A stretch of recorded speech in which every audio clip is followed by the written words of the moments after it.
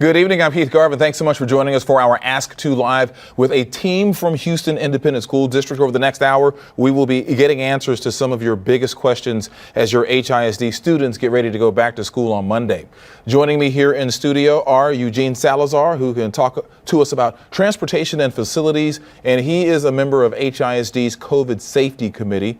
Candace Castillo can answer questions regarding HISD's wraparound services, health and medical, also athletics. Glenda Calloway can talk to us about social, emotional learning, student assistance, and counseling during what is shaping up to be another atypical school year. And offering more perspective, joining us by Zoom are HISD team members who can answer questions about cleaning of buildings and buses, also internet learning and other COVID-19 related services. Thank you all for being with us as well. Alicia Jolivet Weber, John Wilcots, Adrian Acosta, Myrna Sonia Garcia, and Roshunda Jackson. And a big thank you to the entire group. Really, we know that there are lots of very strong opinions from different sides on this pandemic and how best to handle it. We know that some administrators, many have received a lot of heat. Not an easy job, but we thank all of you for serving our children. We want to go ahead and give our first question to Eugene Salazar. And Eugene, you're part of the COVID Safety Committee for HISD this evening. Texas Education Agency, they have announced that schools in Texas must notify teachers, staff, and families of positive COVID-19 cases in classrooms. Is HISD ready to do that when school starts on Monday? Yes, actually, that is part of the plan that's already been developed. So we are prepared to do that. Yes, sir. Okay, good to know. I know that you're hearing from people who both support masks in schools, also those who oppose mandates. A lot of confusion right now because school districts like HISD going against the governor's orders. But we understand that there was a ruling that just came down just a little while ago. What can you tell us about the mask mandates and covering your district specifically? And any of you can jump in on this. Yes, thank you. So for our district, we still abide by safety of our students will be first. So mask is still required starting on Monday for all of our students, our staff, and any visitors in any HISD facilities. Okay. Roger. Thank you for that. Thank you for that. And we want to ask Glenda Calloway, get you in on the conversation. We have from an KPRC2 insider, this is from Savannah Aben. She asks, how can I know if my student has fallen behind after the last 2 years of COVID disruptions? Is everyone just behind, or do I need to assess myself and see if they need extra help making up for lost time? Important question, considering we're just a few days away from the start of school. Absolutely, and one of the things that campuses are going to be doing as students return is they're going to be evaluating where those students are at that particular time and then providing feedback to parents on where their students are and what they can do to assist them in case there is a learning loss for their particular child. Okay. Understood, understood. Candace, back to you. We did have a couple of questions on Twitter as well regarding COVID testing. We have Ruth and Kelly, both of them asked about rapid testing in schools. Is that available, and if so, under what parameters? So right now, the rapid testing that we have is more for our HISD staff. We don't have at this very moment an rapid testing option for our students. However, the district is currently working on being able to offer that down in the future. But right now, the rapid testing is just for our HISD staff and employees to ensure that we are keeping track of what's happening with them so that our students can remain safe. All right, and Eugene, want to get back to the mask issue because, of course, that is something that is one of the most prominent issues that so many people are dealing with, not only in schools, but really across our state as well. What happens if a student shows up and does not have a mask? Well, there are procedures in place. We're going to first isolate the student to make sure that they're aware. We're going to provide a mask, and if they still choose not to wear a mask, then we'll have an isolation location on campus for them. And that's for the first event of that happening. If it happens a second time, that's when progressive discipline will happen. They will be offered, and Candace can assist with this, they'll be offered the online learning option, which they can do that on campus. However, they will not be receiving attendance credit for that. And Candace, do you want to explain more? Yes, please. definitely. So what will happen is the parent will be notified, a conversation will take place with the parent. They will be requested to pick up the student from the campus. If, again, that happens as Eugene referenced to, then the student will be placed in what we will call virtual learning, because we want to make sure that we are still providing that instruction to the student. However, they're not going to be counted as attending class for that day, so they will be counted absent, and any classwork that took place during the time that they remain, let's say, non-compliant with the request, they will still be marked absent. They will not be able to get credit for any work that took place. So that's going to put them in a position of potentially falling behind in class and not meeting passing criteria. So it is important for our parents to understand that the mask is required. We want to ensure, again, the safety of all of our students at the same time of our staff. Okay, don't want to open up a can of worms, but what happens if you have not only a non-compliant student, but a non-compliant parent who says, you know what, my child should be here, but we are a family that we don't believe that we don't want to wear masks. What happens in that situation? Right, and again, we will take the student, we will place them in a place where they can have access to that education virtually, because we have to also take precautions and safeguard our other students. And so they will be placed, they'll have access to instructional material. It's just that they will not be able to earn attendance or credit during the time that they choose not to wear the mask. Okay, understood, very clear on that. Glenda, I want to get back to you. We have a question for one of our KPRC2 insiders. This one comes from Audrey Grizzle, and she writes, how do we love on and help our teachers the best as they are the ones doing it all? I can't imagine how they must feel with all of this COVID stuff going on. And again, that just harkens back to, this isn't an easy job for anyone, regardless of what side of the issue you are on. But what's the best way people can kind of reach out and make sure our teachers have what they need to teach in a very atypical time? I think some of the most simple things are emailing them those words of encouragement, also sending notes via the students who are going to campus, and just letting teachers know that they appreciate what they are doing and understanding that everybody is dealing with some very complicated times. And I think that teachers greatly appreciate just those words from parents. I think that we sometimes forget how important words are, and kind words for people to hear those. And so I think that that's some of the best things that they can do, and share with their students to share how much they appreciate that. Understood. We want to bring in some of the folks that we have on our Zoom who are joining us right now via Zoom. And let's first go to Alicia Jolivet. Alicia, this is a question from Ruth on Twitter.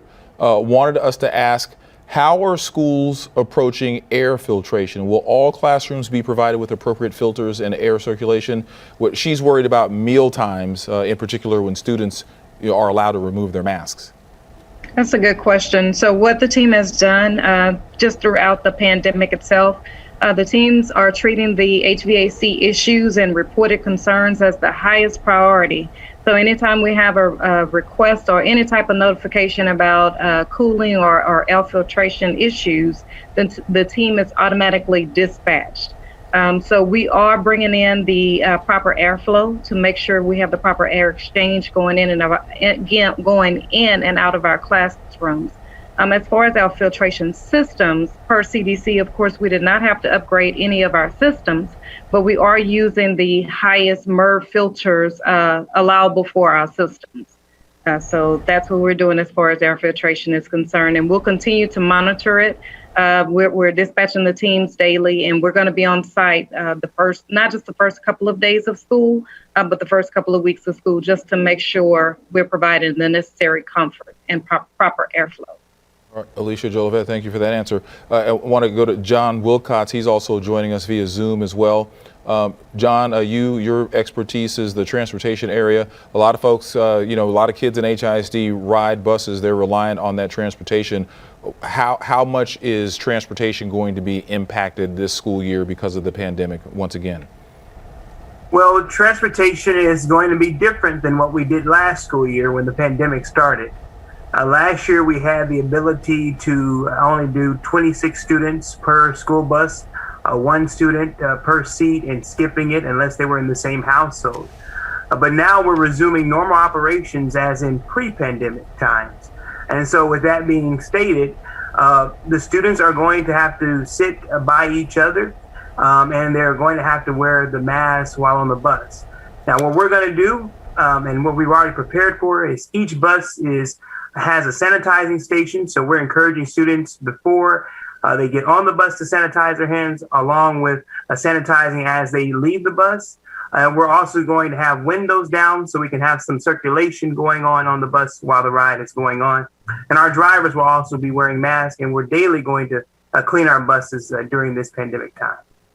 All right, John, like any other industry, you, of course, all of you know what's going on with your counterparts in other districts. I want to ask you about Fort Bend ISD. They reported that they had 100 openings in their transportation department. How's HISD doing on staff? Do you all have enough drivers? If not, how many more do you need? What's the situation involving the drivers?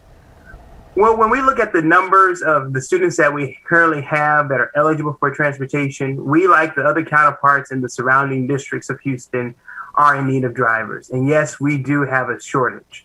And so with our shortage, we're encouraging anyone that has a CDL with a PNS endorsement to please quickly apply and come work with HISD. It's a good opportunity to work for us.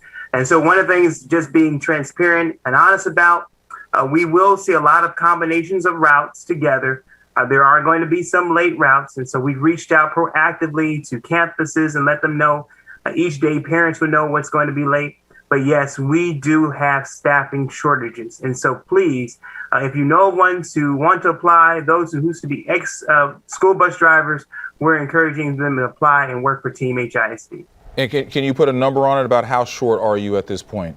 Right now, I'm about 100 to 150 short of drivers. Understood. Okay, so if folks want to drive, there are jobs available. Okay. Thank you, sir. We have a question that came in from click2houston.com. This is about internet learning. So we want to go to Adrian Acosta, who's also joining us as well via Zoom. Adrian, I want to ask you, this is what the person is asking. In an effort for students to not fall behind, we addressed this just a little while ago, in an effort for students to not fall behind, will HISD offer remote learning for students that have to quarantine because they've been exposed to someone else who has COVID rather? Thank you, Keith, for the question. So yes, we will be rolling out the temporary online learning system where parents will be able to request online enrollment for possible exposures, if a student has a positive COVID test or a doctor's note saying that the student needs to be isolated. The system will automatically grant them 10 days.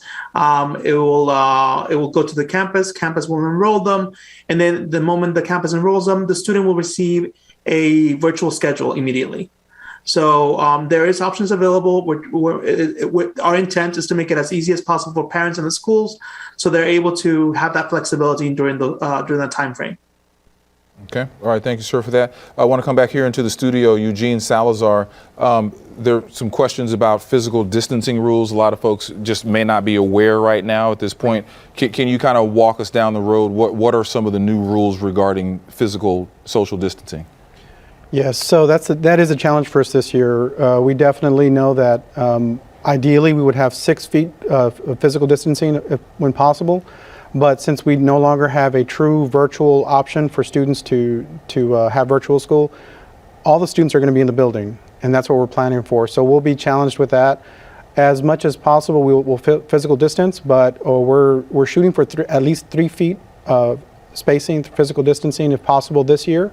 At times, we will not be able to do that, but that's what we're planning on this year. But when we can, when we're having meetings or gatherings, that's when we are going to request for them to at least remain 6 feet, have 6 feet physical distancing between everyone. You mentioned virtual learning. We're actually getting a lot of questions about virtual learning. And Camille on Facebook, she asks, why is there not an option for virtual learning? You said that there isn't a real option. Why has that not been an option for this year? I know we've broached it a little bit, but can any of you can talk about that, can jump in. Why isn't there a true full option for any family who wants to have virtual learning? Right. So for HISD, actually, not too long ago, and she might have not seen it, our superintendent actually announced the opening of a virtual academy that will be available for students 11 years and younger. These students that have a medical condition that make them immunocompromised to attend in-person classes will have an option to attend this virtual academy. It was announced, I think, not even an hour ago. The plan is to have all the details on the website tomorrow by 6 p.m. The parent will have to request this option, again, students 11 years and younger. Provide the pertinent documentation of a medical condition that will prevent them from, attending or put them at high risk if they attend face-to-face classes. And once they submit that documentation, that will trigger all the different supports that are required for the student to attend a virtual academy. And this option is just being offered right now for the fall semester. Depending on how things evolve with COVID, then we can review that option and see if further assistance is needed. But that is a decision that our superintendent just made this afternoon. So that is one option. And I believe Adrian Acosta alluded to this. Any student that becomes infected, not just COVID, but any communicable disease from a list of over 27 that we currently have and have to isolate, that student is going to be granting a temporary online conferencing or learning option, and they will have up to 20 days while they recover to also attend this temporary virtual learning option.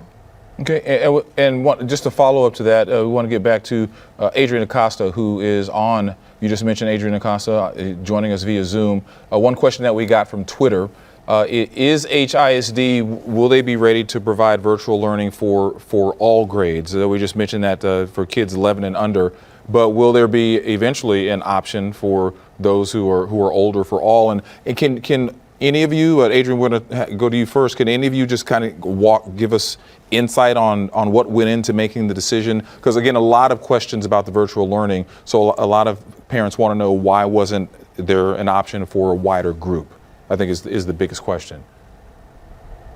Thanks for the question. So if the students are on the temporary online learning, we will be offering the 4 core subject areas to the students for the day. It will be a 4 hours of instruction that will be available, and that is that is all grade levels that we'll be offering. So that is the option that we are offering students who have been exposed or they're going to be out temporarily due to a medical condition. As Candace mentioned right now, for pre-K to second grade, we are going to have another solution that's going to be rolled out. Our superintendent just made the announcement, and so we'll have more details coming soon. The biggest piece of information that I encourage parents to see is that we'll be posting the interest application tomorrow afternoon. So it's really, really important. Regarding other options, there will be other options that will be provided to students if they meet a certain criteria. And right now, what we're really targeting is those students who are really the need the support, who might not necessarily be eligible for the vaccine. So we will have additional spots opening up that will be announced shortly. Okay. I want to bring Roshonda Jackson into the conversation. She's also joining us via Zoom as well. Roshonda, this is from one of our KPRC2 insiders. The question comes from Allison Foster, and she says, have more teachers been hired to keep classroom size smaller? Again, we talked about the lack of bus drivers, but do we have enough teachers? Have enough teachers been hired to keep classroom size smaller? Great question. So the leadership team has been working feverishly to identify certified teachers to place in the classroom, but we also have a solution where we're using some of our internal administrative teams that carry a certification that can also work in those vacancies. The other piece is so we can leverage and provide equitable learning environment to the students. The teachers will only be providing face-to-face, and then we will will have additional allocated teachers that will provide that remote online learning. So we wanted to make sure that the teachers have the ease of providing that learning environment just to their students that are face-to-face and allocate teachers for remote learning separately. Okay, thank you for that. Sonia Garcia also joining us via Zoom as well. Sonia, I have a question for you. This was also from Twitter. This comes from Nina, wanted me to ask, this is about testing as well. If you are sitting next to someone with COVID and you need a negative test to come back to school, can you get a rapid test instead of the longer version tests? So this is someone wanting to know if you were exposed to someone who has COVID, are you okay to get for that negative test? Can you get a rapid test, or do you have to do the PCR? 5. Great question, Ina. And the test will be depending on your healthcare provider, what they recommend. But we will take an antigen test performed by a testing site center. Okay. And this one is really for any of you here in the studio or there joining us via Zoom. This was a KPRC2 insider question. I kind of didn't know exactly who to address it to, but I think all of you probably can in some form. This was submitted by Chaz Taylor, and I'll just read Chaz's words. As our young adults return to high school, what is faculty and school administrators going to do about bullying in the form of kids coughing on others because they think it's funny? We all know that some immature children are going to do it thinking it's funny, knowing they will get away with it. Chaz's words, it needs to be addressed because it's not funny and could lead to illness and even death. Who wants to tackle that one? I can tackle that one. I think first and foremost, if that's happening and staff is not aware of it, we need students to let them know. And if they don't feel comfortable doing that, they can do that anonymously. If they feel like they're being bullied, we have the Sandy Hook app that we have our secondary students who use. They can also use the Sandy Hook 1-800 number. And if they believe they're being bullied, let people know. I think it's about letting people know. We want to make sure we're stopping it before it gets started. I will say this, what people reported last year when students returned to the high school classrooms, we had very little issue with that. The high school students wore their mask. From what I was hearing, they were very respectful of it. So I'm hoping that we have the same thing happen as we have all of our students return to face-to-face. But if someone does experience that, please let somebody know. We want to make sure that we're dealing with that immediately. Okay. John Wilcox, your area of expertise is transportation, and we're talking, buses and bullying. What will the procedures be to tackle an issue like that with our transportation system on the buses? Same as my colleague Glenda said, we want, if there's an issue such as someone doing what Chaz wrote in, we want them to report it immediately to the bus driver. The one thing that we're going to do this year that we usually do at the lower grade levels is making sure that all students are in a seating assignment. And so by having the seating chart assignment, we'll be able to really put a stopgap on situations that might occur like that. But again, like she mentioned, just report it to the bus driver, and that by mentioning it to the bus driver, then we're going to mention it to administration and we're going to get it handled. Okay. All right, Eugene, we want to get back to you. We had a question from our website. When it comes to visitors, I know here around KPRC2 for the last year and a half, we've really restricted visitors, any outsiders from coming inside of the station to help prevent, the spread of COVID, of course. What's going to be the situation when it comes to schools and visitors? Who's going to be allowed? Who won't? What do you have to do to be able to get in? Right. We did this all last year. We limited outside organizations or anyone visiting the campus. We're going to do the same thing this year. The only exceptions will be if they have an appointment and they have a reason to be on the campus. So we are definitely discouraging traffic. We want to reduce the traffic as much as possible, just foot traffic on campus. So unless you have a reason that can't be done online or over the phone, we're really asking for everyone's help in addressing that. So if you have an appointment or if you're a volunteer, you have to be approved through the VIPS, our VIPS program. And so those are the only few groups that can be on campus. The after-school programs are part of that program also that are recognized and are okay to be on there because they have an academic purpose to be on campus. So, and that also includes, let me go ahead and mention this. Please. We have some of our older kids are used to getting, ordering Uber Eats and all that kind of stuff to have food delivered. We're doing the same thing. We're extending our prohibition on that. We're not allowing that to happen this next year. We're doing everything we possibly can to be as safe as possible. And, that includes those type of activities that were in the past kind of okay, but we're doing as much as we can at this point. Wow, the modern age. So kids were able to get Uber Eats to get lunch delivered at school? You would be surprised, yes. Yes. Wow, okay, yeah. All right, it is 2021. So we have a question for you. Of course, we all know sports really, really important here in the Houston area. I was just in Tokyo for the Olympics. A lot of Houston area athletes. So we have some really great athletes in all different sports. It's volleyball season has already kicked off. Football season is going to kick off pretty soon. This question is for you, Candace. In terms of in-person gatherings at sports, and then, that also runs the gamut from pep rallies to the games themselves after game.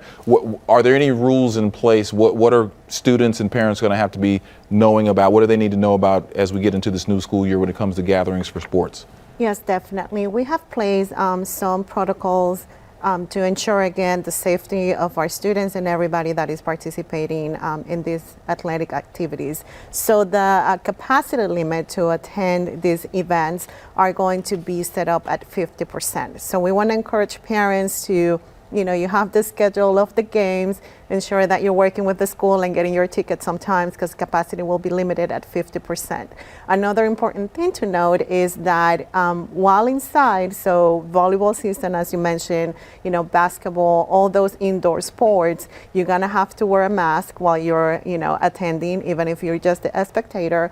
And while, all the other sports that are in an outdoor setting, we highly recommend that you keep your mask on as a precaution and just to protect those around you. And those outdoors activities will also limit the capacity to 50%.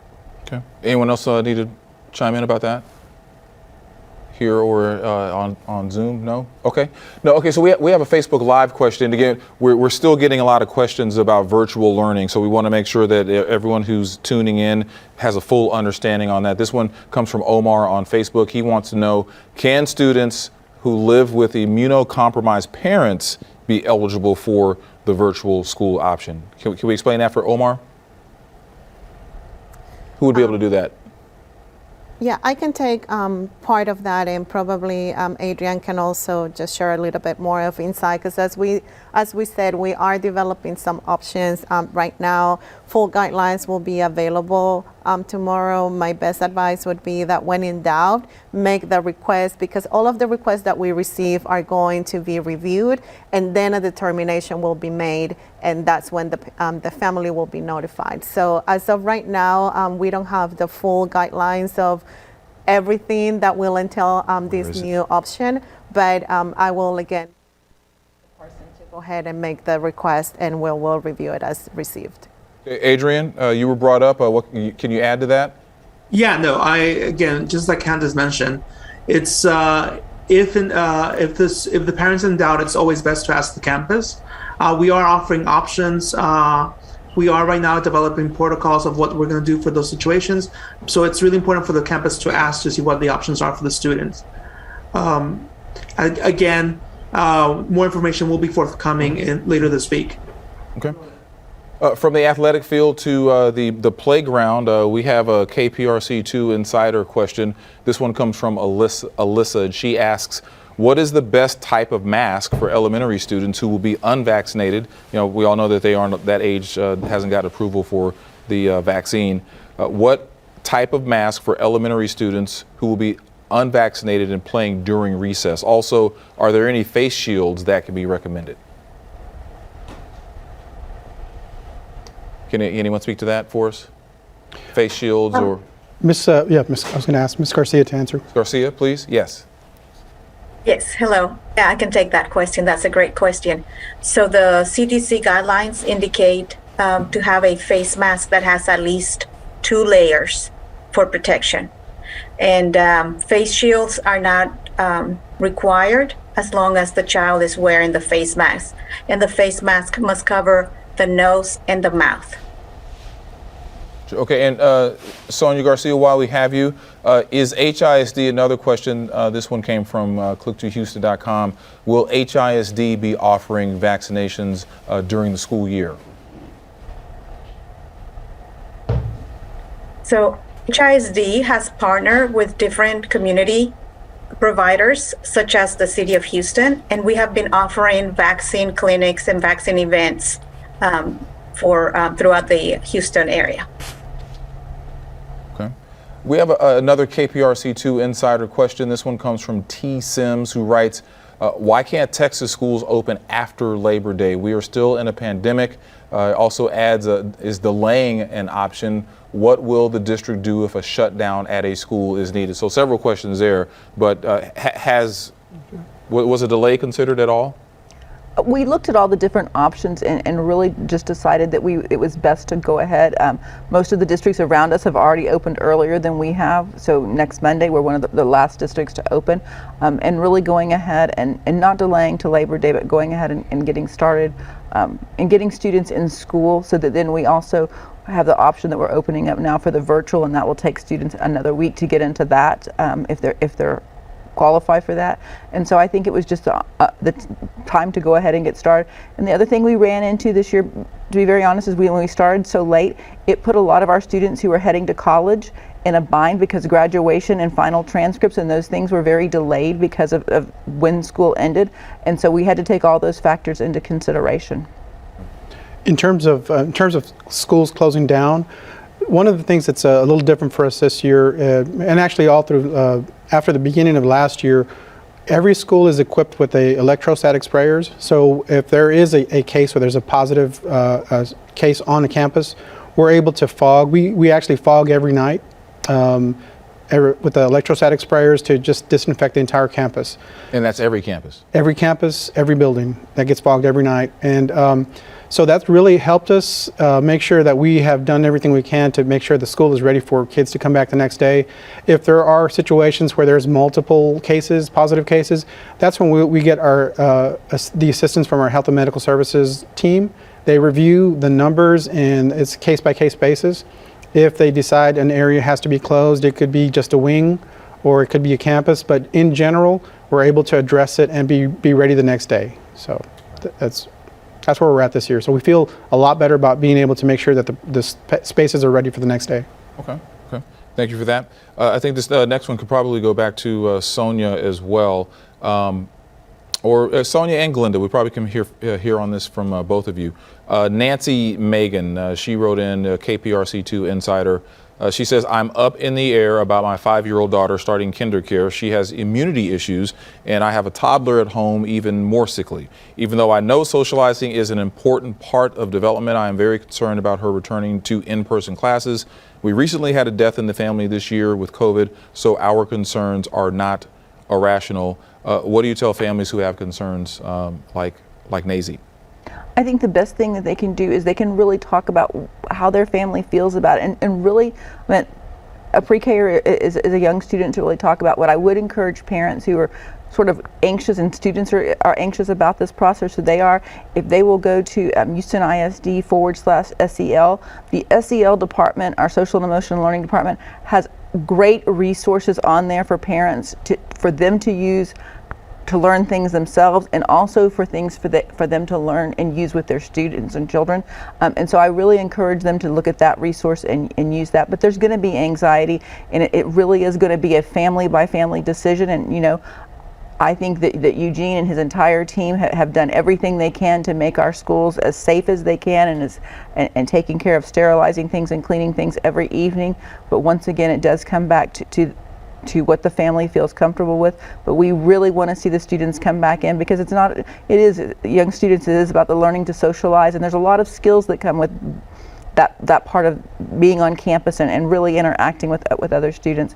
But I'll let Ms. Garcia respond from a medical standpoint. Yes, yeah. Sonia, please, could you go ahead and add your expertise, please? I agree with everything Glenda said, and my only addition will be for the family to have a candid conversation with their pediatrician and just go over everything and their what their point of view is, and what advice they receive from the pediatrician.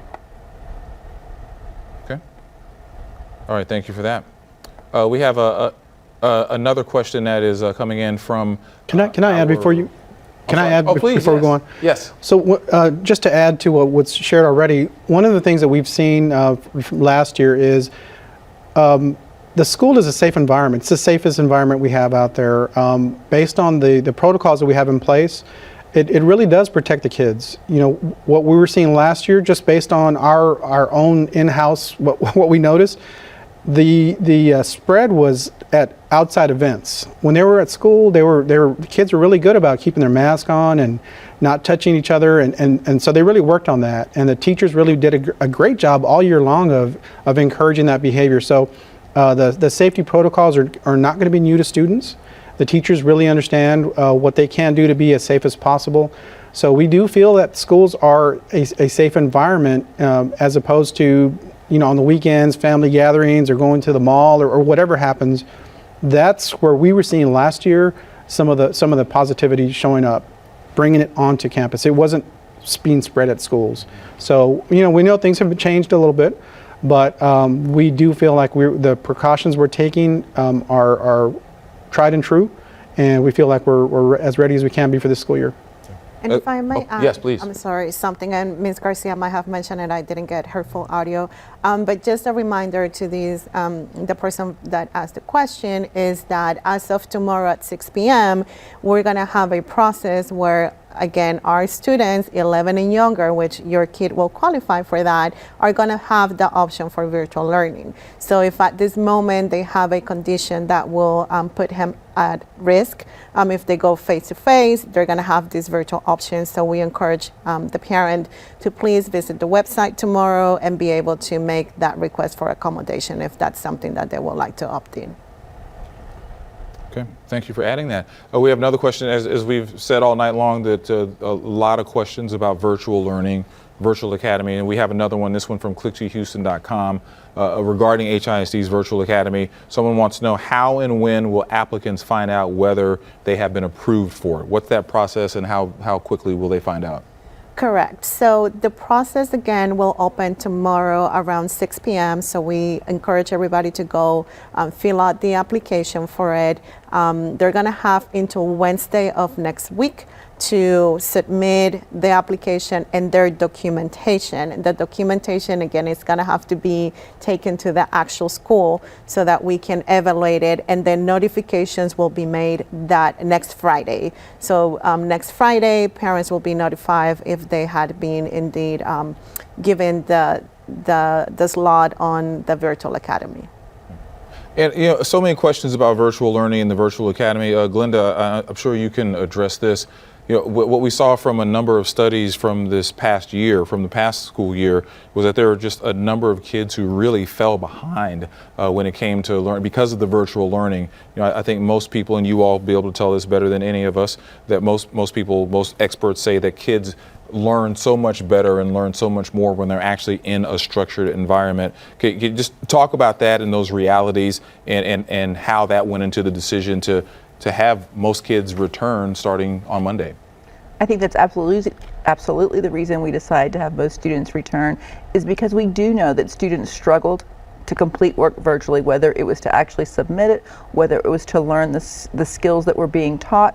But we do know, and like you said, research has showed that we need students back in the classroom if we want them to learn to their full ability, and we don't want our students falling any further behind. We want to take safety very, very seriously, and we are going to do that, but we want to get them back in the classroom in front of their teachers so that they can really learn the skills and concepts that are associated with their grade level or the course in high school, and so that they don't fall any further behind. I mean, we have some students who it's been basically a year and a half since they last sat in the classroom, and that's a long time for any of us to go without learning when we're in that process. And so it's very important to us that we have them back face to face. Adrian Costa, you're on Zoom. I know you can add to this.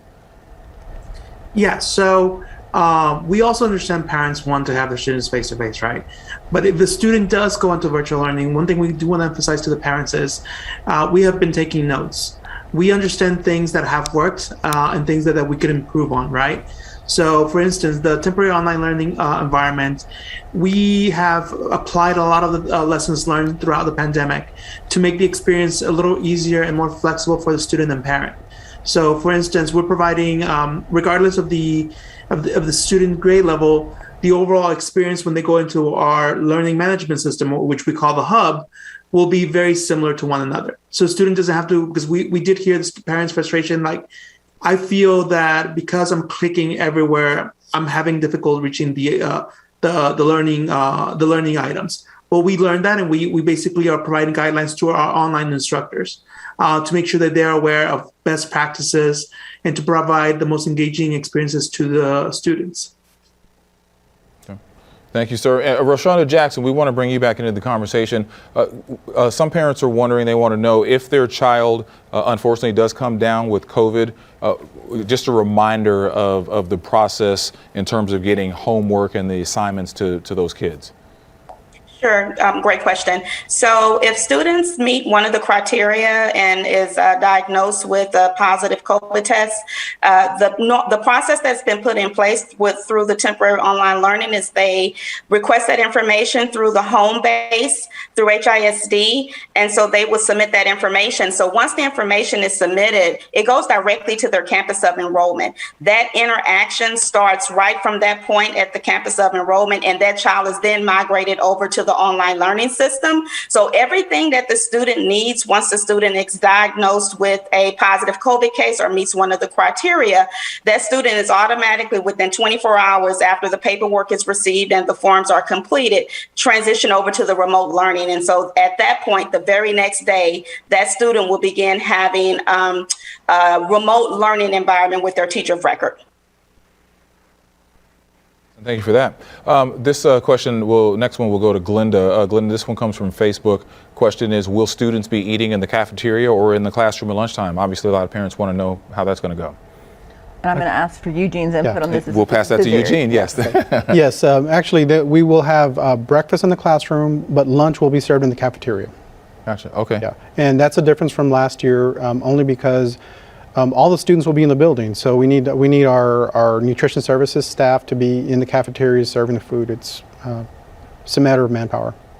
Can I add something to what yes. Eugene said? One thing that is important for families to also understand is that we are going to have assigned seating in the cafeteria because we want to be able to contact trace in the event that something happens. So identifying who those potential close contacts were, if something were to happen with a particular student, is going to be key to ensure that everybody remains safe. So assigned seating will be implemented in the cafeteria during lunchtime. And did you mention, what about in classrooms, how that, any assigned, did you say that as well? In classroom as well, and in the buses as well. So we want to be able to pinpoint as quickly as possible who was where if something happens. Gotcha. And for, so much information, so much new information, things are being done differently even than they were this past year, which was so different for everyone else. What's just the best source for parents to get this information, but then also what's your best advice on how to handle, again, what is another very atypical year for them and their kids? I think, last week we had some events that were online that were broadcast. The district did share our school reopening plan, or Ready, Set, Go document. That's on our website, and that does have all of the safety protocols, all of what they can expect this coming year. Candace and the team, they did a really good job of just combing through and condensing the information down to what parents want to know, what teachers and staff want to know. So the safety protocols are there, the information regarding vaccinations, all these different areas are in there as a reference. In addition, we have a call center that can take parents' questions. They can call and ask any questions, and we'll get information that way. Yeah, Sonia Garcia, can I get you to add just any advice and guidance that you would have for these families?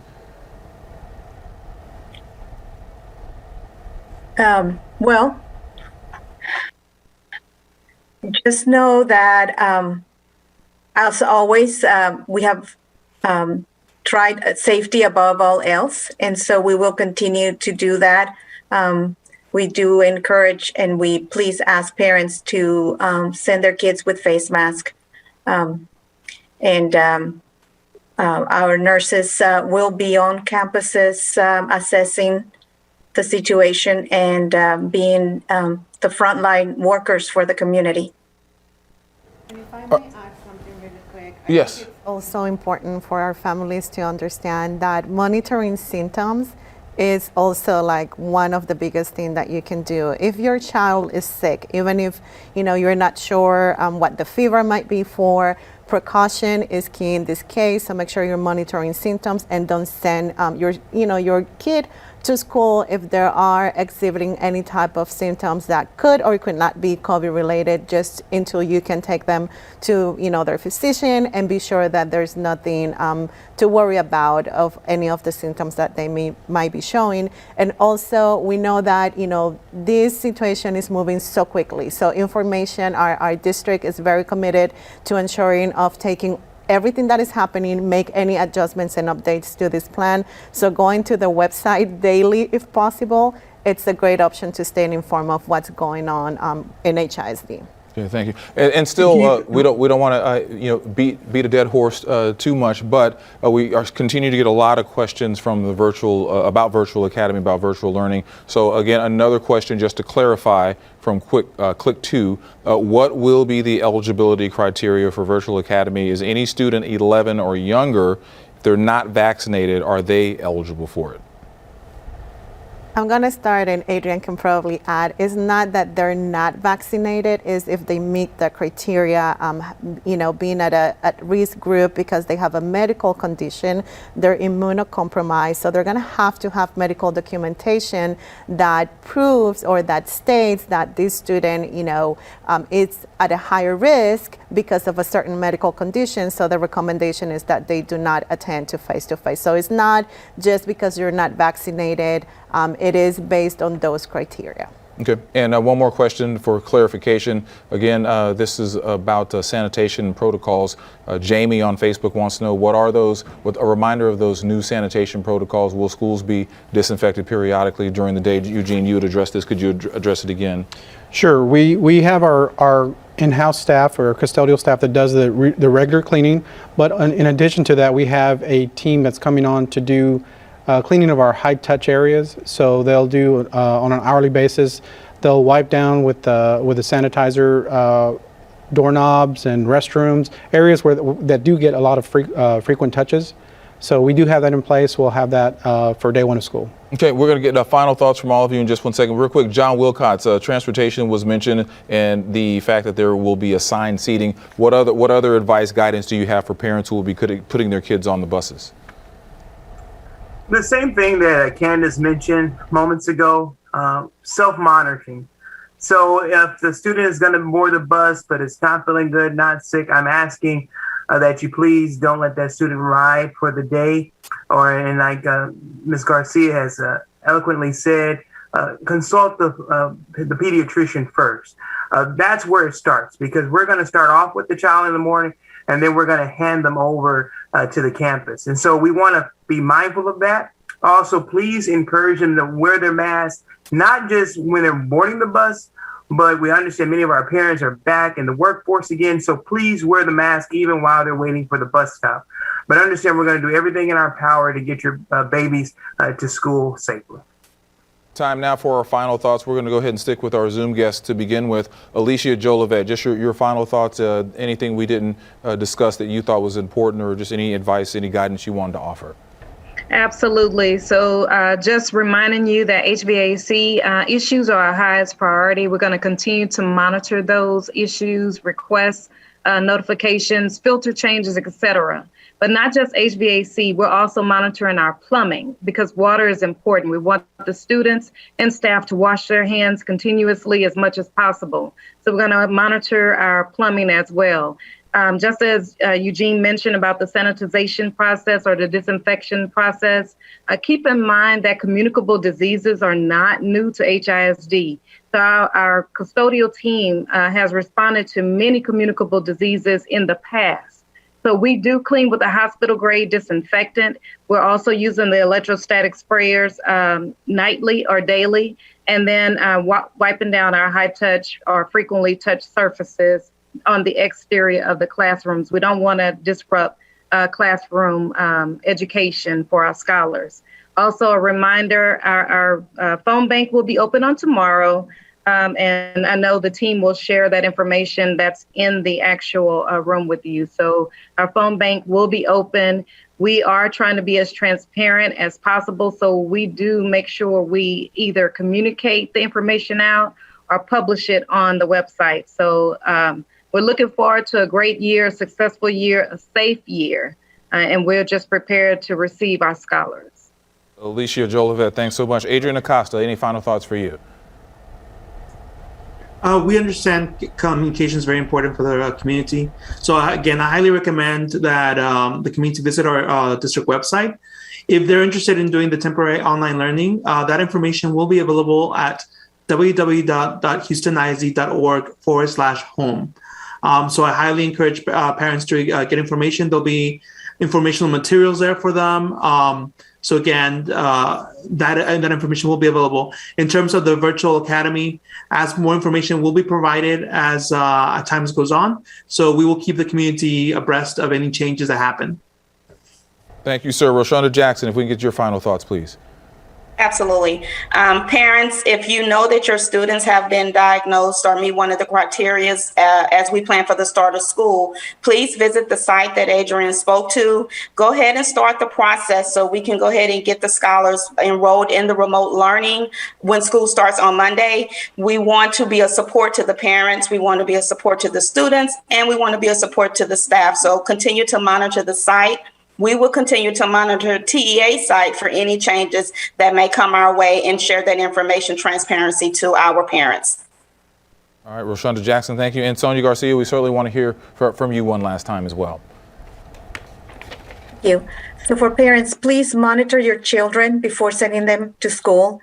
Remember that we have a lot of diseases and some of the symptoms mirror or they similar to COVID-19. And the only way we can determine if it is COVID or not is by performing that test, the COVID-19 test. So please monitor your children. Another thing is that if there is someone ill in the home or someone ill with the COVID or with COVID-like symptoms, please keep your children at home. Contact your school nurse. Your school nurse is there to assist you and to help you. And also, please make sure that your contact information and your phone numbers are up to date.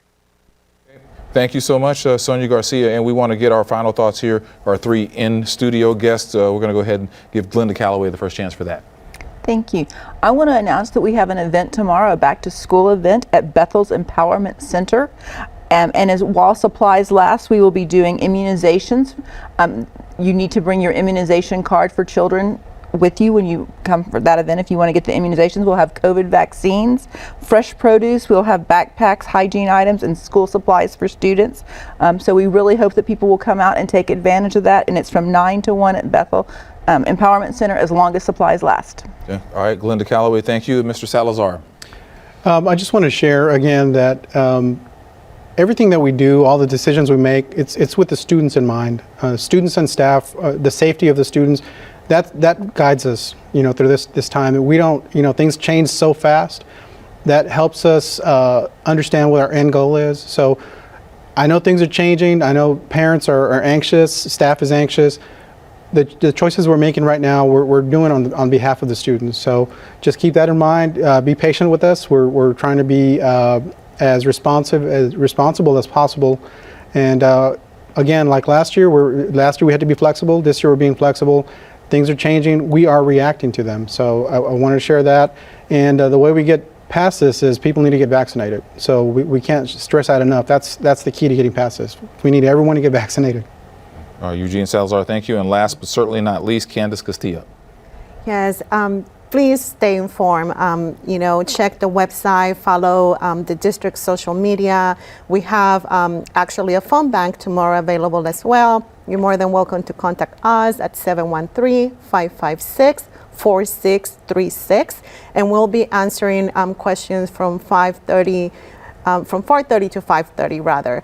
Also, please make sure that you wear a mask, you keep those around you safe. If you and your child can get vaccinated, that is the best line of defense right now. We want to see your kids at our campuses. Our leadership is working really diligently to make that in a safe manner, so we look forward to a successful school year. All right, thank you so much. And our time is up tonight. We want to thank all of our HISD guests for being with us tonight. We know this is a very busy time for our families out there watching. We'll continue to bring the very latest information from all of our area school districts in the weeks to come, both on air and at click2houston.com. And for HISD families, you can also visit houstonisd.org/ready, set, go for more answers to frequently asked questions. Thank you all for joining us, and best wishes on a safe and healthy start to the school year. Good night.